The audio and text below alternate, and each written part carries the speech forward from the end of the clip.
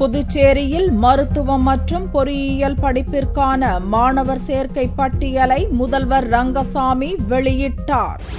புதுச்சேரியில் 2013-2014 ஆண்டிற்கான மருத்துவம் மற்றும் பொறியியல் படிப்பில் சேர்வதற்கு 8445 மாணவர்கள் விண்ணப்பித்திருந்தனர். இதில் 8281 பேர் தகுதி பெற்றுள்ளனர். இதற்கான தரவரிசை பட்டியலை முதல்வர் ரங்கசாமி புதன்கிழமை அன்று சட்டசபையில் உள்ள அமைச்சரவை அரங்கில் வெளியிட்டார். மருத்துவ பாடப்பிரிவில் தேஜல் என்ற மாணவி 200 கட் ஆஃப் மதிப்பெண்களும், பொறியியல் பிரிவில் நிவேதானகுமார் 199 கட் ஆஃப் மதிப்பெண்களும் பெற்று முதலிடத்தை பெற்றுள்ளனர்.